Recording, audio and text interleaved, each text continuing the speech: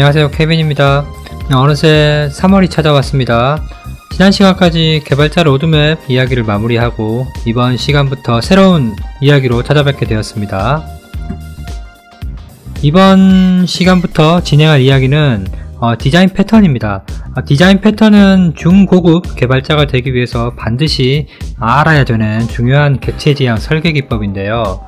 오늘 그 첫 번째 시간으로 전략 패턴에 대한 이야기를 준비했습니다. 우선 전략 패턴에 대해서 이야기하기 전에 먼저 디자인 패턴이란 무엇인지부터 간단하게 이야기해 보도록 하겠습니다. 그럼 디자인 패턴이 무엇인지 먼저 살펴보겠습니다. 자, 그럼 디자인 패턴이 무엇인지 간단하게 살펴보도록 하겠습니다. 자, 패턴이라는 사전적인 의미는 일정한 형태나 유형, 양식이라는 의미인데요. 컴퓨터 프로그래밍에서의 디자인 패턴이란 과거의 소프트웨어 개발 과정에서 축적된 설계 노하우에 패턴별로 이름을 붙여 재사용하기 좋은 형태로 특정 규칙들을 묶어서 정리한 것이라고 말할 수 있습니다. 한마디로 객체 지향 설계의 베스트 프랙티스라고 할 수 있는데요. 즉, 이미 누군가에 의해서 잘 만들어진 객체 지향의 설계 기법이라고 할 수 있습니다. 자, 디자인 패턴에서 객체들 간의 관계는 주로 상속과 인터페이스, 구성, 컴포지션 등을 사용을 하는데요. 자바의 문법에서는 상속이나 인터페이스는 설명이 잘 되어 있습니다. 그렇기 때문에 대부분 알고 계실 거고요. 이 구성이 무엇인지에 대해서 간단한 예를 들어서 설명을 드리도록 하겠습니다. 자, 패스트푸드점에서 햄버거 세트를 주문하는 사용자는 점원에게 햄버거 세트를 요청을 하지 햄버거와 프렌치 프라이, 음료 등을 각각 주문을 하지는 않습니다.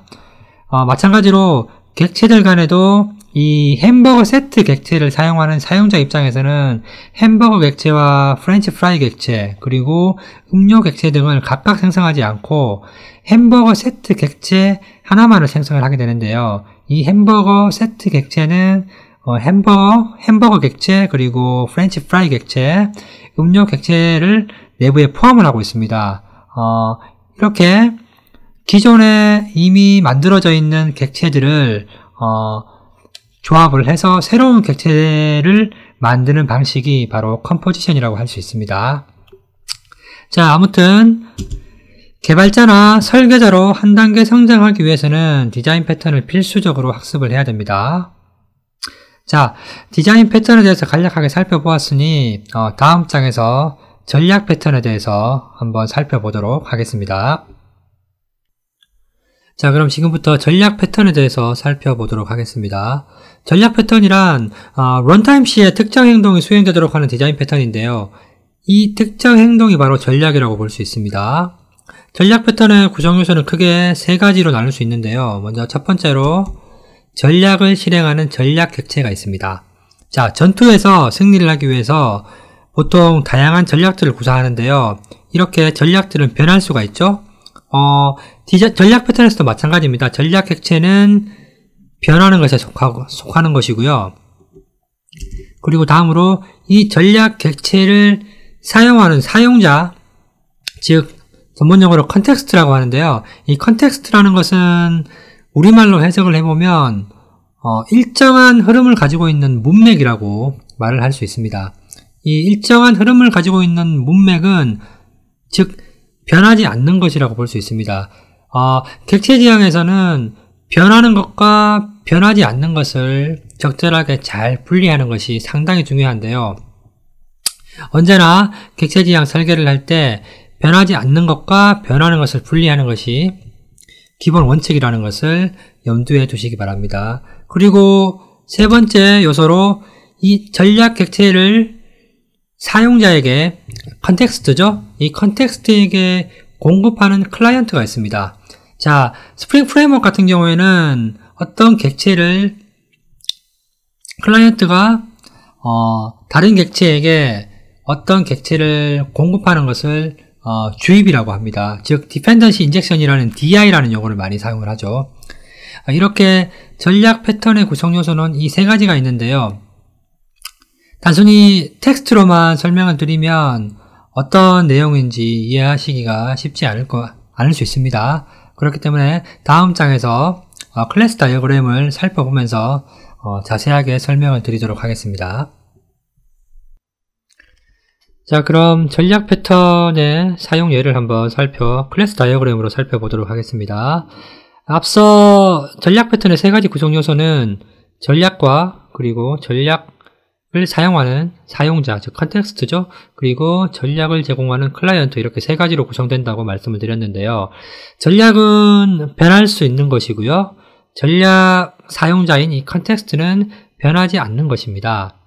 자, 이 자동차 운전 모드를 전략이라고 두었는데요. 보시면 드라이빙 모드라는 인터페이스를 두고 추상화를 했죠. 그리고 그 하위에 구현체인 매뉴얼 모드, 즉 수동 모드죠. 그리고 오토매틱 모드, 자동 모드고요. 그리고 요즘 고속도로에서 일정한 속도를 유지하게 해주는 크루즈 컨트롤 모드, 이렇게 세 가지 전략을 구현을 하였습니다. 그리고 전략을 사용하는 컨텍스트죠. 이 자동차로 두었는데요. 이 자동차에서는 운행 중에 주행 모드는 언제든지 변경이 가능하지만 일정하게 동작되는 흐름이 있습니다. 예를 들어서 엔진 오일을 지속적으로 체킹한다든지 타이어의 압력을 체킹한다든지, 그리고 센서의 동작 유무들을 지속적으로 체킹을 하게 되겠죠. 그래서 일정한 흐름을 가지고 있기 때문에 자동차가 컨텍스트가 되겠고요. 그리고 전략을 제공해주는 클라이언트는 자동차를 운전하는 운전자가 되겠습니다. 자, 먼저 자동차 운전자는 드라이빙 모드 전략 객체를 생성을 해서 전략 사용자인 자동차 객체에게 전달을 하죠. 주입을 해준다고 보면 되겠습니다.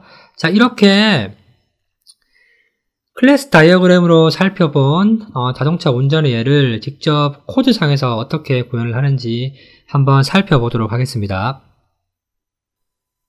자, 앞서 살펴본 클래스 다이어그램을 구현한 소스 코드를 한번 살펴보도록 하겠습니다. 자, 카 드라이버 클래스가 있고요. 카 클래스가 있습니다. 그리고 드라이빙 모드라는 인터페이스가 있습니다. 카 드라이버는 전략을 생성해서 전략을 제공해주는 전략 제공자 역할을 하고요.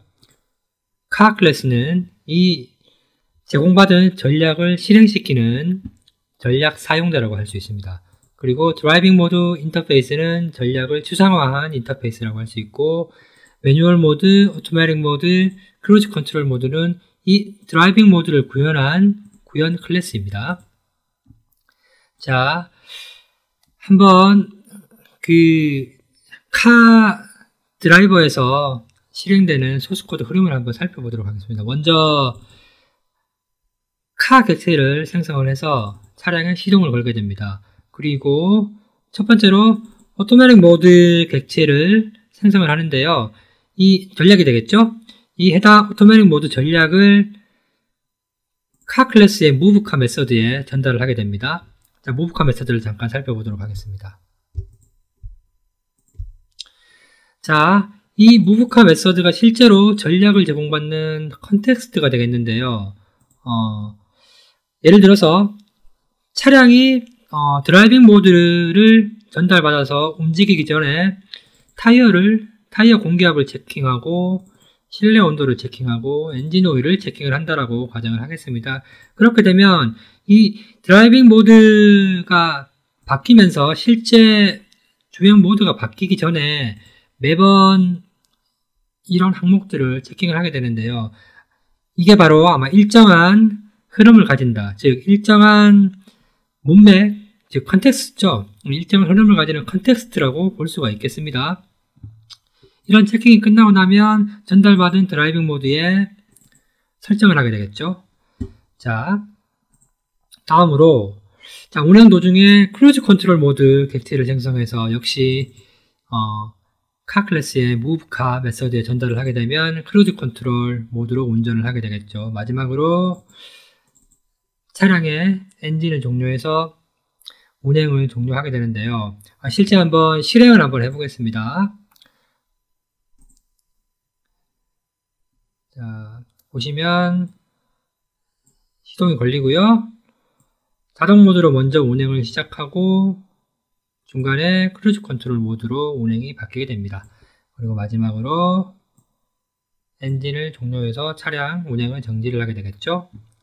자, 이 전략 패턴은 디자인 패턴 중에서도 가장 기본이 되는 패턴 중에 하나이고 또 실제로 또 많이 사용되는 패턴이기 때문에 반드시 이 기본 동작 구조를 기억해 두시는 게 좋을 것 같습니다. 세 가지를 딱 기억을 하시면 됩니다. 자, 카 드라이버, 전략을 생성해서 전략을 제공해주는 제공자 역할을 하는 클래스죠. 그리고 카 클래스는 실제 이 전략을 전달받아서 실행시키는 전략 사용자, 즉 컨텍스트가 되겠습니다.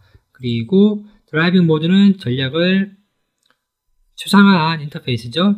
이 세 가지를 꼭 기억을 하시고 추가적으로 기억을 하셔야 될 게 제가 앞서 말씀드렸듯이 객체지향 설계에서 가장 중요한 것 중에 하나가 변화하는 것과 변화하지 않는 것의 그 경계를 잘 설정을 해서 적절하게 분리를 하는 것이라고 했는데요. 전략 패턴에서 변하는 것은 바로 전략이 되겠고요. 변하지 않는 것은 이 전략을 제공받는 컨텍스트가 되겠습니다. 변하는 것과 변하지 않는 것을 잘 분리해야 된다는 사실을 꼭 기억을 해 두시기 바라겠습니다. 자, 이상으로 전략 패턴에 대한 설명을 마치도록 하겠습니다.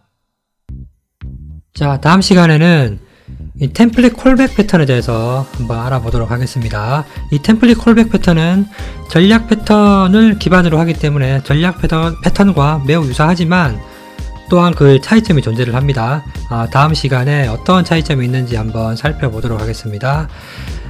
해당 디자인 패턴에 관련된 강의의 이 소스 코드는 GitHub에서 전체 소스 코드를 다운로드 받으실 수 있습니다. 그리고 IT 빌리지 블로그에 오시면 더 다양한 컨텐츠를 확인하실 수 있겠습니다. 그러면 다음 시간에 템플릿 콜백 패턴으로 다시 찾아뵙도록 하겠습니다.